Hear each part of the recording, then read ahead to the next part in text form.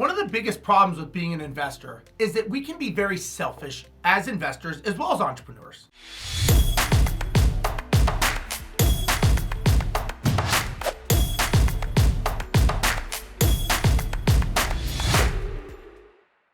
Now, let me explain what I mean. When we learn something, a new skill set like real estate, we do all these things, right? As entrepreneurs, we are not afraid of putting in hard work. I mean, if there was 25 hours in a day, most of us would put in those 25 hours because we want to succeed. Now, we go to seminars, we read books, we watch videos like this, we learn all this information, and we're normally doing this because we want to help our family members have a better life for ourselves. We want to be in a better position. Maybe we want to have the lifestyle and the freedom to live life on our terms and be able to take our families and do whatever we want, either now or in the future. The reason I say that we're selfish is because the problem is we're doing all of this, but we're not including the people that we're actually doing it for. So think about this.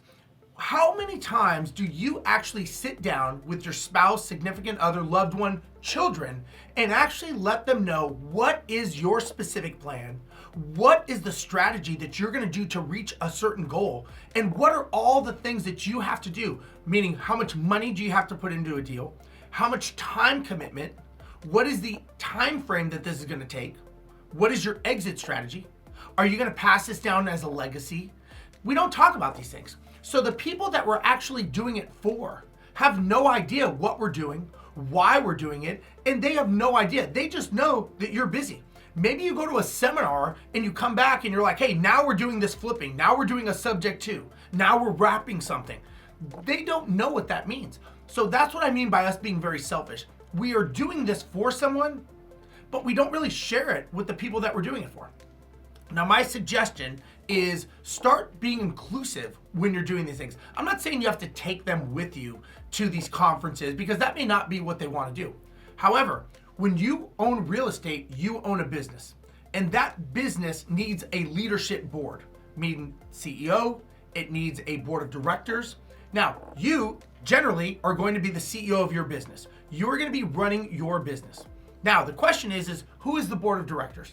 Well, in my opinion, if it's you and a spouse or you and a business partner, that is the board of directors. That is when you want to actually take the time to sit down, maybe either once a month or at the least once a quarter, to actually sit down in the board of directors meeting and you do more of an audit where you're actually sitting down and you're talking about, okay, this is where we're at. This is our yearly goal. This is our 5-year goal. And this is what we've done the last quarter, right? Here's our P&L statement. Here's our income, here's our expense sheet. Are we on track or off track based on our 3-month goal to reach our 1-year goal, to reach our 5-year goal, to retire, right? And this is when you bring them in. You're not really asking them for help. All you're really doing is you're bringing them into the conversation so that they know what's going on. And if you have a business partner, this is when you want to have the business partner's spouse involved.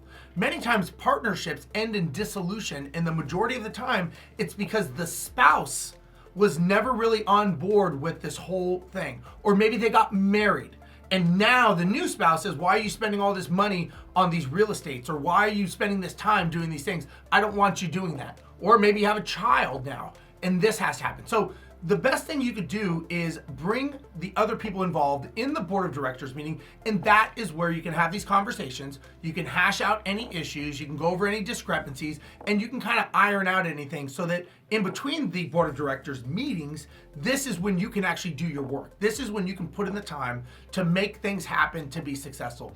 Many, many times people find out down the road that they've been working hard for the last 5, 10, 15 years, and the spouse doesn't even know what they were doing, and it becomes a resentment.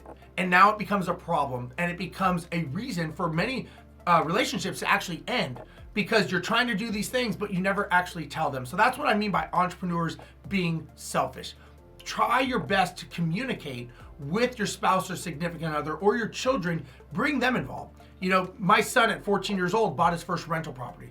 I didn't give him a house. He bought a property because he learned about passive income and building wealth. Think about how you could generate generational wealth with your children, with your loved ones, by teaching them what you're doing instead of just giving them a house. You can give your family members all of your assets and they can run it right into the ground. That's not why you're doing this. You're building this so that it can live on beyond you like a legacy.